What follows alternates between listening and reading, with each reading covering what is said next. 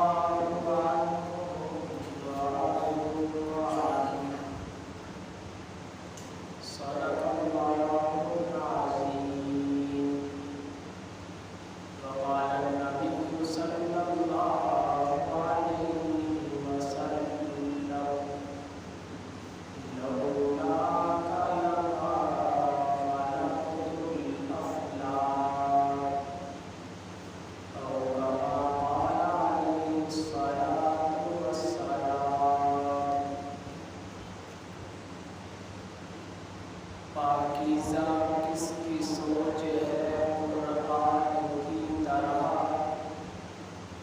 پاکیزہ کس کی سوچ ہے قرآن کی طرح، ملتا ہے بود سے کون عثمان کی طرح، رکھا ہے کس کے سر پہ حیا داروں کا تاج، آنکھیں ہیں کس کی عرش کے مہمان کی طرح،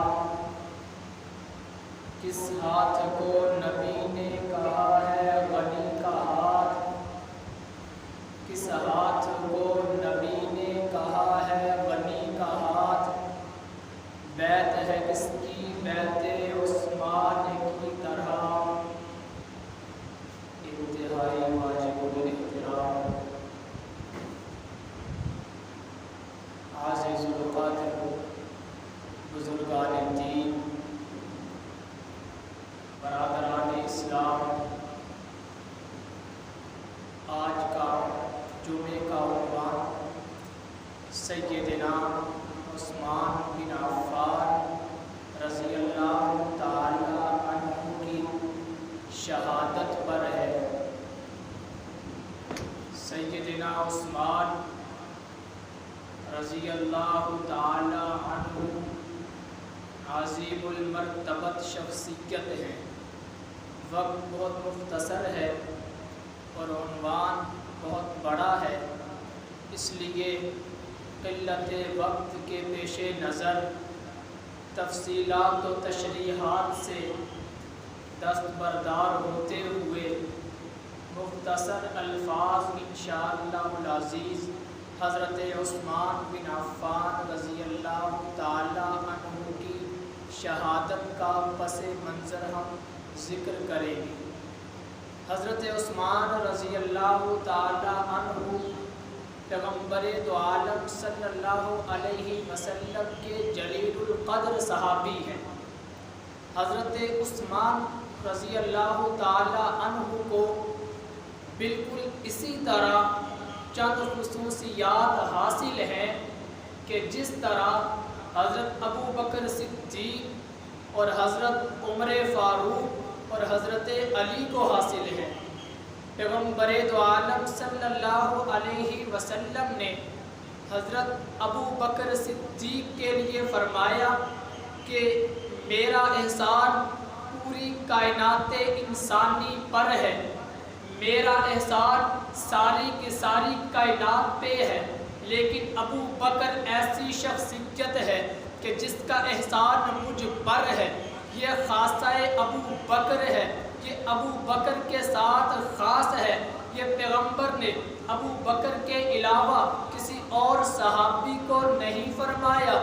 پھر نمبر 2 حضرت فاروق اعظم خلیفہ دو امیر المؤمنین حضرت عمر فاروق رضی اللہ تعالی عنہ، پیغمبر نے عمر کے لیے فرمایا کہ عمر جہاں سے تو گزر جائے وہاں سے شیطان نہیں گزرتا، یہ فقط عمر کے لیے فرمایا، ابو بکر عثمان علی کو نہیں فرمایا، عمر کے لیے فرمایا۔ عمر جب میں عرش معلیٰ پر تھا میں نے تیرا مکان بھی دیکھا، تیرا مقام بھی دیکھا، یہ خاص حضرت عمر فاروق کے ساتھ خاص ہے۔ بالکل اسی طرح کہ پیغمبر دو عالم نے فرمایا اگر میرے بعد کوئی نبی ہوتا عمر ہوتا، ابو بکر کو عمر نہیں فرمایا، ابو بکر کو نبی نہیں فرمایا، حضرت عثمان کو نبی نہیں فرمایا، حضرت علی کو نبی نہیں فرمایا۔ آخر اس کی وجہ کیا ہے؟ وجہ یہ ہے کہ یہ خاصہ عمر ہے، یہ عمر کے ساتھ خاص ہے۔ حضرت علی کو فرمایا کہ سب سے زیادہ سچے فیصلے کرنے والا اگر کوئی شخص ہے تو وہ حضرت علی ہے۔ بالکل اسی طرح ہر صحابی کا اپنا اپنا درجہ ہے، ہر صحابی کی اپنی اپنی شان ہے، ہر صحابی کے ساتھ اس کی خصوصیات پائی جاتی ہیں۔ بالکل اسی طرح یہ حضرت عثمان ہے، پیغمبر دو عالم نے حضرت عثمان کے لیے فرمایا، حضرت عثمان کے لیے 11 جگہوں پر فرمایا عثمان تو جنتی ہے، صرف کنایتاً نہیں فرمایا، عمومی طور پہ ویسے ہی نہیں فرما دیا، صرف اشارہ ہی نہیں کیا بلکہ واضح الفاظ میں کہا عثمان تو جنتی ہے، تو جنتی ہے، تو جنتی ہے۔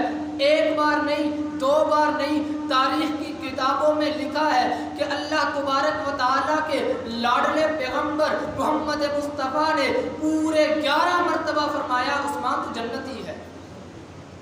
یہ حضرت عثمان کی شان ہے۔ حضرت عثمان رضی اللہ تعالیٰ عنہ یہ شہید شہر رسول ہیں، یہ نبی کے شہر میں شہید ہوئے ہیں، ان پر طرح طرح کے ظلم بھی ہوئے ہیں، بہت سے مصائب ان پر ٹوٹے ہیں۔ قلت وقت کے پیش نظر وقت چونکہ مختصر ہے اس لیے میں ان کی مختصر سی رشتہ داریوں پر ہم ان کا تذکرہ کرتے ہیں۔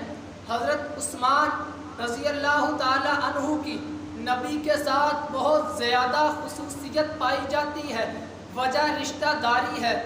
حضرت شاہ ولی اللہ رحمۃ اللہ علیہ فرماتے ہیں کہ حضرت عثمان رضی اللہ تعالی عنہ واحد وہ شخصیت ہے کہ جس صحابی کے نکاح میں ایک نبی کی 2 بیٹیاں آئی، وگرنہ جب تک سے یہ کائنات انسانی وجود میں آئی ہے ہماری سائنس کے مطابق اس کائنات کو وجود میں آئے ہوئے 13 کھرب سال گزر چکے ہیں، 13 کھرب سال گزر چکے ہیں، لیکن آج تک کوئی نبی ایسا نہیں گزرا، کوئی صحابی ایسا نہیں گزرا کہ جس صحابی کے نکاح میں وقت کے نبی کی 2 بیٹیاں آئی ہو۔ یہ حضرت عثمان رضی اللہ تعالی عنہ کو اعزاز حاصل ہے۔ حضرت عثمان رضی اللہ تعالی عنہ کے نکاح میں نبی کی پہلی بیوی حضرت رقیہ آئی، نبی پاک صلی اللہ علیہ وسلم جہاد کے لیے تشریف لے جانے لگے تو حضرت عثمان بھی ساتھ تھے، صحابہ بھی ساتھ تھے۔ پیغمبر دو عالم جب چلنے لگے حضرت عثمان نے بھی رخت سفر باندھا، پیغمبر نے فرمایا عثمان کہاں جا رہے ہو؟ فرمایا یا رسول اللہ صلی اللہ علیہ وسلم آپ کے ساتھ جہاد کے میدان میں شریک ہونا چاہتا ہوں، میں شہادت سے لطف اندوز ہونا چاہتا ہوں، آپ کے ساتھ عملی میدان میں اترنا چاہتا ہوں۔ پیغمبر نے فرمایا عثمان بے شک تو جہاد میں چلا جا، کوئی اعتراض نہیں ہے، لیکن میں محمد تجھے کہتا ہوں میری بیٹی رقیہ تیری بیوی میری بیٹی وہ بیمار ہے، وہ تیرے گھر میں ہے، تو اس کی تیمارداری کر، تو اس کی تیمارداری کر۔ جو لوگ میدان میں شریک ہوں گے، جہاد کے میدان میں شریک ہوں گے، اللہ تیرا نام بھی ان شرکاء میں لکھ دے گا۔ کہ پیغمبر دو عالم فرما رہے ہیں کہ آپ کو جہاد کے میدان میں اترنے کی ضرورت نہیں، آپ میری لاڈلی چہیتی بیٹی حضرت رقیہ کی تیمارداری کریں۔ پھر حضرت عثمان بن عفان رضی اللہ تعالیٰ عنہ جہاد میں نہیں گئے۔ پیغمبر دو عالم صلی اللہ علیہ وسلم جنگ کے لیے گئے، جنگ فتح ہو گئی، مسلمانوں کو کامیابی حاصل ہوئی، محمد مصطفیٰ واپس آئے، ساتھ آپ کے صحابہ بھی ہیں، واپس آئے، اپنے شہر میں قدم رکھا ہی تھا کہ پیغمبر دو عالم صلی اللہ علیہ وسلم کے پاس ایک قاصد پہنچ گیا. فرمایا یا رسول اللہ صلی اللہ علیہ وسلم پریشانی کی خبر ہے. جی فرمائیے کیا خبر ہے؟ آج تو ہم خوش ہیں، کفار آج ہمارے ہاتھوں رسوا ہوا ہے، آج کون سی غمی کی بات ہے؟ فرمایا آپ کی لاڈلی چہیتی بیٹی حضرت رقیہ اس دنیا سے انتقال کر گئی. انا للہ و انا الیہ راجعون. نبی پاک صلی اللہ علیہ وسلم کو دلی دکھ ہوا. آپ اپنے گھر نہیں پہنچے، سیدھے حضرت رقیہ کی قبر میں پہنچے. جا کے دیکھا کہ حضرت عثمان بن عفان رضی اللہ تعالیٰ مٹی اٹھا اٹھا کے قبر پہ ڈال رہے ہیں. پیغمبر دو عالم نے فرمایا اے اللہ میں اپنی اس بیٹی سے بہت خوش ہوں. اے اللہ یہ میری بیٹی رقیہ وہی ہے جو رات کی تاریکی میں، جو رات کے دوسرے پہر میں، تہجد کے وقت میں تیرے آگے اپنا سر جھکایا کرتی تھی. ربا میں اس اپنی بیٹی سے راضی ہوں، تو بھی اس سے راضی ہو جا. سب کہہ دیں سبحان اللہ. یہ حضرت عثمان بن عفان کی بیوی پیغمبر دو عالم کی بیٹی تھی. حضرت عثمان بن عفان رضی اللہ تعالیٰ عنہ پریشان ہیں. حضرت جبریل علیہ السلام نازل ہوئے. جبریل علیہ السلام آئے اور آ کے عرض کی اے اللہ کے رسول آپ اپنی دوسری بیٹی ام کلثوم کا نکاح حضرت عثمان سے کر دیں. یہ امر ربی ہے، اللہ کا حکم ہے. جب نبی پاک صلی اللہ علیہ وسلم نے یہ بات سنی کہا ٹھیک ہے، جب اللہ نے فرما دیا تو میں کر دوں گا، کوئی بات نہیں. لیکن حضرت عثمان پریشان کیوں تھے؟ اس کی وجہ کیا ہے؟ علماء اس کی وجہ لکھتے ہیں کہ جب نبی کی بیٹی بیمار ہو کر دنیا سے رخصت ہو گئی، حضرت عثمان کی وہ بیوی ہے وہ دنیا سے رخصت ہو گئی. اب حضرت عثمان پریشان کیوں رہتے ہیں؟ دوسری شادی کر لیں.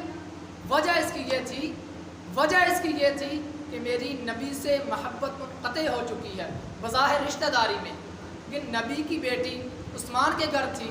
جب نبی کی بیٹی عثمان کے گھر تھی وہ تو فوت ہو چکی ہے، تو اب وہ پہلے والی بات تو نہیں نہ رہے گی، وہ داماد اور خسر والی بات تو منقطع ہو چکی ہے. پھر اللہ پاک نے فرمایا، جبریل نے کہا کہ اپنی دوسری بیٹی کا نکاح حضرت عثمان سے فرما دے. نبی پاک صلی اللہ علیہ وسلم نے اپنی دوسری بیٹی کا نکاح حضرت عثمان سے فرما دیا. حضرت عثمان کے نکاح میں دوسری بیٹی حضرت ام کلثوم آئی. وقت گزرتا چلا گیا. حضرت ام کلثوم رضی اللہ تعالی عنہا بھی اس دنیا سے انتقال فرما گئی. پھر پیغمبر دو عالم نے صرف حضرت عثمان کے لیے ایک ایسا جملہ بولا جو ساری کی ساری تاریخی عالم میں، سارے تاریخ میں، ساری کائنات انسانی میں نبی نے کسی کے لیے نہیں بولا. اگر میں یوں کہوں تو غلط نہ ہوگا کہ کسی بھی نبی نے کسی کے لیے نہیں یہ جملہ فرمایا. پیغمبر نے فرمایا اے عثمان اللہ کی قسم اگر میری 40 بیٹیاں بھی ہوتی، ایک ایک بیٹی میں تیرے نکاح میں دیتا چلے جاتا، ایک ایک بیٹی فوت ہوتی چلے جاتی، میں یکے بعد دیگرے یہاں تک کہ 40 کی 40 بیٹیاں تیرے نکاح میں دے دیتا. یہ حضرت عثمان بن عفان کی شان ہے. ان کی نبی کے ساتھ بہت سی رشتہ داریاں ہیں. آپ کی والدہ کی طرف سے نبی سے رشتہ داری، آپ کے والدہ کی طرف سے، والدہ اور والد دونوں کی طرف سے نبی سے رشتہ داری، ساری رشتہ داریوں کو ملا کر آپ کی تقریباً 6 رشتہ داریاں بنتی ہیں. ان رشتہ داریوں کی وجہ سے، ان محبت کی وجہ سے حضرت عثمان کو یہ مقام ملا. حضرت عثمان کو پھر 5 انعام ملے، جو حضرت عثمان کی وجہ سے پھر امت کو 5 انعام ملے. پہلا انعام یہ تھا کہ پیغمبر دو عالم صلی اللہ علیہ وسلم نے رات کو خواب دیکھا. خواب کیا دیکھا؟ کہ ہم عمرہ کے لیے جا رہے ہیں. چونکہ پیغمبر کا خواب وہی ہوتا ہے، پیغمبر کا خواب وہی ہوتا ہے. جب پیغمبر نے خواب دیکھا کہ ہم عمرہ کے لیے جا رہے ہیں تو اپنے صحابہ سے مشورہ کیا، میرے صحابہ میں نے رات کو خواب دیکھا کہ ہم عمرہ کے لیے جا رہے ہیں. صحابہ کے دل میں بھی عمرہ کا بہت شوق تھا، ان کا دل بھی عمرے سے مزین تھا. کہنے لگے یا رسول اللہ دیر کس بات کی، ابھی چلیے. 1400 صحابہ تھے، سارے کے سارے نکل پڑے، مکہ کی طرف چل پڑے، مدینہ سے نکل پڑے، عمرہ کے لیے جا رہے ہیں. مقام حدیبیہ کے مقام حدیبیہ پر جا کر پیغمبر دو عالم نے پڑاؤ ڈالا. پیغمبر نے پڑاؤ ڈالنے کے بعد کہا کہ اب ایک ایسے شخص کا ہم نے انتخاب کرنا ہے جو مکہ کے کفار کے پاس جائے. اس وقت مکہ کے کفار کے سردار ابو سفیان تھے، ابھی تک یہ اسلام نہیں لائے تھے. بعد میں یہ مسلمان ہو چکے تھے، یہ امیر معاویہ کے والد تھے، یہ بلا شبہ لہرب جنتی تھے۔ یہ حضرت عثمان بن عفان اور حضرت عمر، حضرت ابوبکر اور حضرت علی موجود ہیں۔ فرمایا کس کو مکہ میں بھیجا جائے؟ انتخاب کیا تو حضرت عمر فاروق کا انتخاب کیا کہ حضرت عمر فاروق کو مکہ والوں کے پاس بھیجا جائے، انہیں کہا جائے کہ ہم محمد کے ساتھ، محمد کے ساتھی عمرہ کرنے کے لیے آئے ہیں۔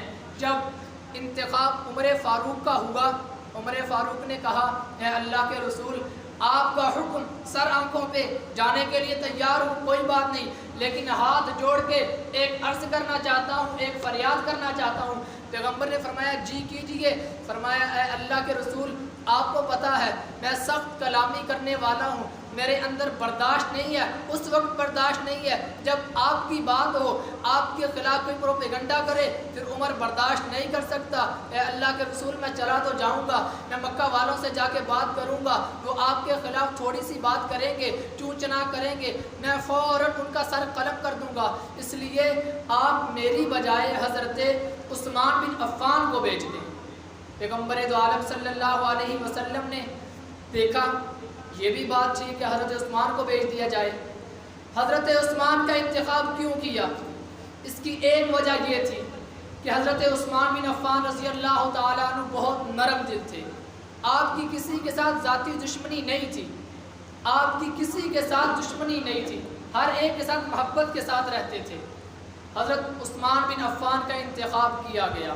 حضرت عثمان بن عفان کے ساتھ 2 صحابی اور بھیج دیے، مکہ میں ابو سفیان کے پاس بھیج دیے، کہا محمد اور محمد کے ساتھی عمرہ کرنے کے لیے آئے ہیں، محمد اور محمد کے ساتھی عمرہ کرنے کے لیے آئے ہیں، اب آپ ہمیں اجازت دیجئے کہ محمد صلی اللہ علیہ وسلم اور ان کے ساتھی عمرہ کریں۔ کفار مکہ اکڑ گئے، کہنے لگے یہ کیسے ہو سکتا ہے کہ محمد آ کے عمرہ کر جائے؟ نہیں، یہ نہیں ہو سکتا، آپ ایسا کریں، آپ ہمارے لیے بڑے قابل عزت، قابل قدر ہیں، آپ خود عمرہ کر لیجئے۔ حضرت عثمان بن عفان رضی اللہ تعالیٰ عنہ نے جب یہ بات سنی، فرمایا جس کے لیے عمرہ کرنا ہے جب وہی ساتھ نہیں تو پھر عمرے کا کیا فائدہ؟ نہیں، عمرہ نہیں کریں گے۔ جب یہ بات کہی، ابو سفیان کو یہ بات ناگوار گزری، اس نے فوراً آپ کو گرفتار کر لیا۔ واقعہ بہت لمبا ہے، کثیر ہے، مختصر وقت میں اسے مختصر الفاظ میں ذکر کروں گا۔ حضرت عثمان کو گرفتار کر لیا گیا۔ حضرت عثمان کو جب گرفتار کر لیا، پیچھے نبی پاک صلی اللہ علیہ وسلم کو خبر پہنچا دی کہ حضرت عثمان کو شہید نعوذ باللہ کر دیا گیا، حضرت عثمان کو شہید کر دیا گیا۔ اب میرا ایک معصومانہ سوال ہے، اس سے پہلے پیغمبر کو جب خبر ہوئی کہ عثمان کو شہید، پیغمبر دو عالم صلی اللہ علیہ وسلم کو جب خبر ہوئی کہ حضرت عثمان کو شہید کر دیا گیا، تو پیغمبر دو عالم صلی اللہ علیہ وسلم نے سارے صحابہ کو جمع کیا، حضرت ابوبکر بھی ہیں، عمر بھی ہیں، حضرت علی بھی ہیں، جمع کر کے فرمایا کہ حضرت عثمان بن عفان رضی اللہ تعالیٰ عنہ کو شہید کر دیا گیا، یہ ہم تک خبر پہنچی ہے۔ صحابہ نے کہا کوئی بات نہیں، ہم بھی پیچھے ہٹنے والوں میں سے نہیں ہیں، ابھی ہم علی میدان میں اتریں گے۔ محمد مصطفیٰ صلی اللہ علیہ وسلم نے اپنا ہاتھ آگے بڑھایا، کہا میرے ہاتھ پہ ہاتھ رکھیے اور بیعت کیجئے کہ اس وقت تک جائیں گے نہیں جب تک حضرت عثمان کا بدلہ نہ لے لیں۔ کہا ٹھیک ہے، بالکل ٹھیک ہے۔ اسی وقت قرآن کی آیت اتری، کیا وہ منظر ہوگا، کیا وہ سہانا منظر ہوگا، کیسی وہ گھڑی ہوگی، کیسا وہ موقع ہوگا کہ محمد کا ہاتھ نیچے ہوگا، اوپر صحابہ کا ہاتھ ہوگا۔ وہیں سے قرآن اترا، ید اللہ فوق ایدیہم، اللہ پاک نے فرمایا اے میرے لاڈلے پیغمبر، اے محمد صلی اللہ علیہ وسلم، نیچے ہاتھ آپ کا ہے، درمیان میں ہاتھ صحابہ کا ہے، 1400 صحابہ کا ہے، اور سب سے اوپر ہاتھ میرا ہے۔ جب نیچے ہاتھ پیغمبر کا ہو، درمیان میں ہاتھ صحابہ کا ہو، سب سے اوپر ہاتھ اللہ کا ہو، پھر اللہ اور محمد کے ہاتھ سے صحابہ کو کوئی جدا نہیں کر سکتا۔ یہ حضرت عثمان کی شان تھی۔ اب میرا ایک معصومانہ سوال ہے، سوال کرنے کا حق بھی رکھتا ہوں کہ اب جو شخص یہ کہتا ہے کہ پیغمبر کو علم غیب تھا، پیغمبر دو عالم صلی اللہ علیہ وسلم کو غیب کا علم تھا، اب میں بڑی معذرت کے ساتھ، آپ میرے بڑے قابل قدر، قابل عزت ہیں، آپ کے جوتے کی نیچے سے اٹھنے والی دھول میری آنکھ کا سرما بوجہ امت محمدی کے کہ آپ محمد مصطفیٰ کے امتی ہیں اس لیے. لیکن میں ایک سوال اٹھانا چاہتا ہوں، اگر پیغمبر دو عالم صلی اللہ علیہ وسلم کو غیب کا علم تھا تو پیغمبر دو عالم نے یہاں پر بیعت کیوں کی جبکہ حضرت عثمان شہید نہیں ہوئے تھے؟ خیر اگلی بات، حضرت عثمان بن عفان رضی اللہ تعالیٰ عنہ شہید نہیں ہوئے، پیغمبر دو عالم کو خبر پہنچ گئی. اب یہ خبر پہنچی کیسے؟ جو ابو سفیان تھا نا، یہ بہت زیادہ ہوشیار. ابو سفیان کو پتہ چلا کہ حدیبیہ کے مقام پر محمد صلی اللہ علیہ وسلم اور آپ کے صحابہ رضوان اللہ علیہم اجمعین موجود ہیں. تو ابو سفیان نے کہا بیعت ہو رہی ہے، اس سے پہلے کہ محمد مصطفیٰ صلی اللہ علیہ وسلم رخت سفر باندھ لیں، آپ جہاد کے لیے مکہ کی طرف چل پڑیں. آپ جہاد کے لیے اپنا سامان ہتھیار اپنے سینے پہ لگا لیں. اس نے کہا جب نبی پاک صلی اللہ علیہ وسلم اسلحہ اپنے سینے پہ تن کر لیتے ہیں اس کے بعد پھر وہ اتارتے نہیں ہیں، یا تو کفر کو ختم کر دیتے ہیں یا خود مٹ جاتے ہیں. اس نے کہا اپنی ٹیکنالوجی استعمال کیجئے، اپنے گھوڑے استعمال کیجئے، اپنی طاقت استعمال کیجئے، جو ان کی طاقت تھی بگائیے اس سے پہلے کہ بیعت پوری ہو جائے. ابھی تک بیعت پوری نہیں ہوئی تھی کہ محمد مصطفیٰ صلی اللہ علیہ وسلم کو خبر پہنچ گئی کہ حضرت عثمان ابھی زندہ ہیں. اب یہاں پر ایک سوال اٹھتا ہے کہ نبی پاک صلی اللہ علیہ وسلم کو خبر تو پہنچ گئی کہ عثمان بن عفان رضی اللہ تعالیٰ عنہ شہید نہیں ہے، پھر محمد مصطفیٰ صلی اللہ علیہ وسلم کو چاہیے تو یہ تھا کہ آپ اسی وقت بیعت ترک کر دیتے. 500 صحابہ، 600 صحابہ، یا آپ زیادہ سے زیادہ لگا لیجیے 1000 صحابہ نے نبی صلی اللہ علیہ وسلم کے ہاتھ میں بیعت کر لی تھی. اب چاہیے تو یہ تھا کہ آپ بیعت کو ترک کر دیتے، لیکن اللہ کو یہ بات ناگوار تھی، اللہ تبارک و تعالیٰ کو یہ بات ناپسند تھی. اللہ تبارک و تعالیٰ چونکہ جانتے تھے، آپ چونکہ عالم الغیب ہیں، ہر چیز پہ قادر ہیں، دنیا کے ذرے ذرے پہ قادر ہیں. اللہ تبارک و تعالیٰ اس بات کو بخوبی جانتے تھے کہ یہ بیعت جو آج ہو رہی ہے، یہ حضرت عثمان آج تو شہید نہیں ہوئے، لیکن ایک وقت آگے ایسا آئے گا کہ حضرت عثمان کو بڑی بے دردی سے شہید کیا جائے گا، اس وقت یہ بیعت کام آئے گی. یہی وجہ ہے کہ جنگ صفین اس وقت وجود میں آئی. جب جنگ صفین وجود میں آئی، ایک طرف حضرت علی، ایک طرف حضرت امیر معاویہ. حضرت علی بھی ہماری آنکھ کا تارا تھے، ہیں اور رہیں گے. حضرت معاویہ بھی ہماری آنکھ کا تارا تھے، ہیں اور رہیں گے انشاءاللہ العزیز. ان کی آپس میں جنگ ہوئی. یہ وہی جو صلح حدیبیہ کے موقع پر، حدیبیہ کے مقام پر صحابہ نے نبی پاک صلی اللہ علیہ وسلم کے ہاتھ پہ بیعت کی تھی. یہ بیعت جو حدیبیہ کے مقام پہ ہوئی تھی، یہ جنگ صفین کی شکل میں ظاہر ہوئی. یہ حضرت عثمان بن عفان کی شان ہے.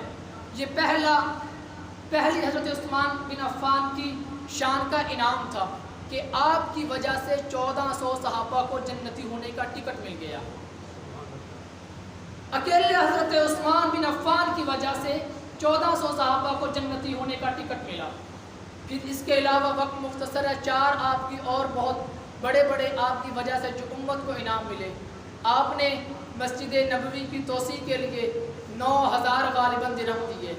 پھر ایک موقع پہ غزوہ تبوک تھا غالباً، وہاں پر بہت زیادہ رومی آئے ہوئے تھے مسلمانوں کے مقابلہ میں. پیغمبر دو عالم صلی اللہ علیہ وسلم نے اعلان کیا، اے میرے صحابہ، ہم نے کفار کے ساتھ جہاد کرنا ہے، اپنا چندہ دیجیے. پیغمبر دو عالم صلی اللہ علیہ وسلم نے چندے کی اپیل کی. توجہ میری طرف ہو تو انشاءاللہ بہت جلد بات سمجھ آ جائے گی. پیغمبر نے مسجد میں بیٹھ کر یا کسی مخصوص مقام پہ بیٹھ کر اپنے صحابہ سے کہا کہ چندہ چاہیے، جہاد میں جانا ہے، میدان عملی میں اترنا ہے. پیغمبر دو عالم صلی اللہ علیہ وسلم نے سڑکوں پہ جا کر تو تمبو نہیں لگائے نا، صرف ایک مخصوص جگہ پہ بیٹھ کے اپنے صحابہ کو کہا. میں بھی یہاں پہ بیٹھ کے آپ سے کہہ سکتا ہوں کہ ہماری مسجد کی تعمیر جاری ہے، آپ بڑھ چڑھ کے حصہ ڈالیے. آپ میں سے صاحب استطاعت آدمی اٹھیں گے اور چندہ لے آئیں گے. پیغمبر دو عالم صلی اللہ علیہ وسلم نے صحابہ سے کہا کہ چندہ چاہیے.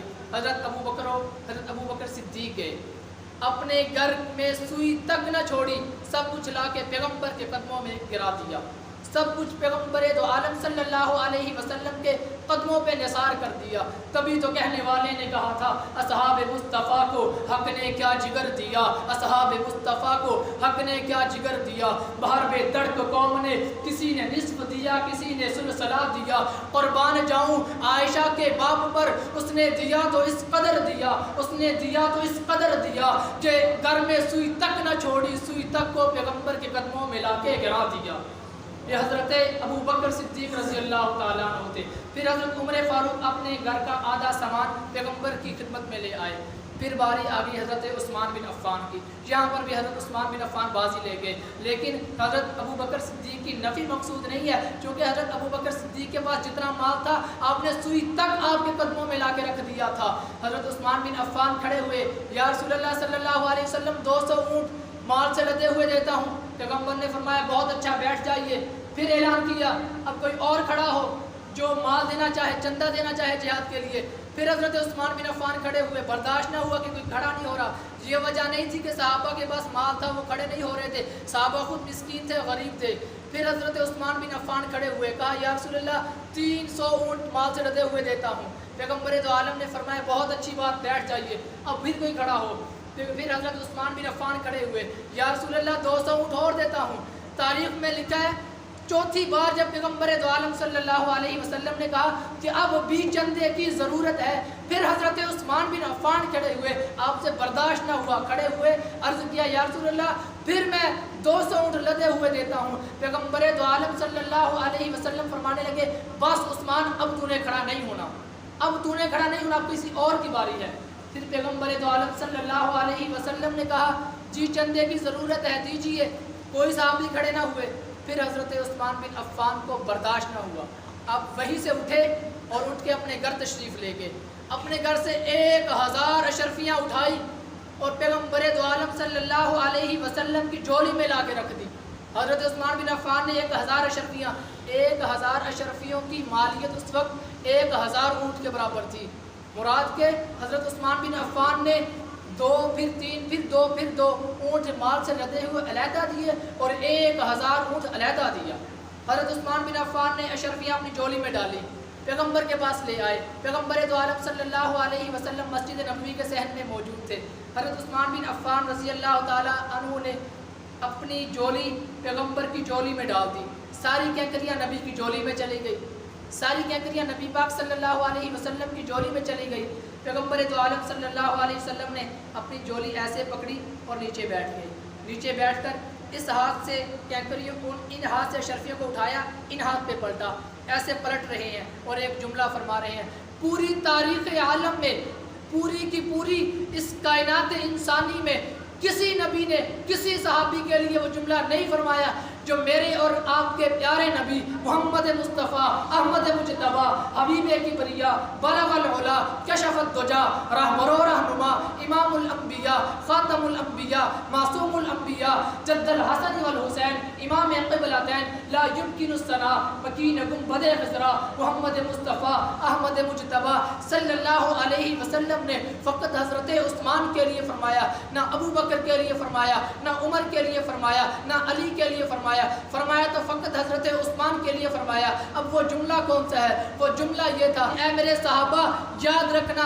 آج کے بعد اگر عثمان بن عفان سے کوئی غلطی بھی سرزد ہوگی تو اللہ تعالیٰ اس غلطی کو نیکی میں لکھ دیں گے۔ یہ حضرت عثمان بن عفان کی شان ہے۔ پھر وقت گزرتا چلا گیا، آپ کی 5-6 انعامات ہیں، ان میں سے 2-3 کا میں نے تذکرہ کیا۔ پھر اس کے بعد حضرت عثمان بن عفان رضی اللہ تعالیٰ عنہ کے خلاف سازشیں شروع ہو گئی۔ عبداللہ بن سبا یہ ایک یہودی النسل آدمی تھا، یہ مکہ اور مدینہ میں آیا پروپیگنڈے کی نیت سے، بات مختصر کرتا ہوں، پروپیگنڈے کی نیت سے آیا۔ حضرت عثمان بن عفان چونکہ خلیفہ تھے، آپ نے اس کو اپنے مکہ اور مدینہ سے باہر نکال دیا۔ باہر نکالنے کی وجہ علماء لکھتے ہیں کہ یہ سازشی تھا، یہ سازشیں کر رہا تھا۔ یہ ملک شام حضرت امیر معاویہ کے پاس چلا گیا، اس نے کہا اگر عثمان نے مجھے جگہ نہیں دی تو امیر معاویہ تو ہے، وہ تو مجھے جگہ دیں گے۔ جب امیر معاویہ کے پاس پہنچے، امیر معاویہ نے کہا جس کو عثمان نے قبول نہیں کیا میں معاویہ کون ہوتا اسے قبول کرنے والا. حضرت امیر معاویہ نے بھی اسے ادھر سے دستبردار کر دیا, ادھر سے نکال دیا. یہ پھر مصر کے غالباً شہر میں چلا گیا. اس کے ساتھ 10 آدمی تھے, واقعہ بہت لمبا ہے. اس کے ساتھ 10 آدمی تھے جو صحابہ کرام کے خلاف پروپیگنڈا کر رہے تھے. اس نے پھر پروپیگنڈے کرنے شروع کیے, یہاں تک کہ اس نے 700 آدمی اپنے ساتھ تیار کر لیے. 700 آدمی تیار کرنے کے بعد اب اس نے سوچا کہ ہم حضرت عثمان بن عفان کو نعوذ باللہ شہید کرنا چاہتے ہیں, شہید کیسے کریں یہ سوچ رہے تھے. تو 700 آدمیوں اور عبداللہ بن سبا نے بہت سوچ و بچار کے بعد اس بات پہ ان کا فیصلہ ہوا کہ ذی-قعدہ کے مہینے میں ہم حضرت عثمان بن عفان پہ حملہ آور ہوں گے. اس کی وجہ کیا تھی؟ خاص ذی-قعدہ ہی مہینہ کیوں انہوں نے انتخاب کیا؟ اس کی وجہ یہ تھی کہ ذی-قعدہ کے مہینے میں صحابہ کرام, اکثر صحابہ کرام, اکثر حکم الکل کے تحت سارے صحابہ کرام حج کے لیے چلے جاتے تھے. جب صحابہ حج کے لیے چلے جاتے تھے تو پیچھے سے شہر خالی ہو جاتا تھا. تو اس نے موقع بہت اچھا سمجھا, غنیمت سمجھا, اپنے 700 آدمیوں کو لیا اور حضرت عثمان بن عفان کے شہر میں چلا گیا. حضرت عثمان بن عفان جمعے کا دن تھا, ایسے ہی ممبر پہ جلوہ افروز ہوئے. آپ کے ہاتھ میں پیغمبر دو عالم صلی اللہ علیہ وسلم کی لاٹھی تھی جس سے کھڑے ہو کر آپ تقریر کر رہے تھے, واز کر رہے تھے, امت کو پیغام حق سنا رہے تھے. ایک آدمی کھڑا ہوا, انہیں باغی کہا جاتا ہے, آپ بخوبی واقف بھی ہوں گے. ایک آدمی کھڑا ہوا, اس نے کہا عثمان بیٹھ جائیے, ہم آپ کی تقریر نہیں سننا چاہتے. حضرت عثمان بن عفان نہیں بیٹھے, خاموش نہیں ہوئے. دوسرا آدمی اٹھا, تیسرا, چوتھا, یہاں تک کہ کہتے کہتے 700 آدمی کھڑا ہو گیا. جب اتنے آدمی کھڑے ہو گئے تو حضرت عثمان بن عفان نے تقریر نہیں روکی. یہاں پر علماء نے ایک وجہ لکھی ہے, اگر آپ میں سے مجمع سے کوئی اٹھ کر شخص مجھے کہے مولوی صاحب تقریر بند کر دیجیے, ہم آپ کی تقریر نہیں سننا چاہتے, تو میں بند کر دوں گا. اگر کوئی وجہ ہوگی میں بند کر دوں گا.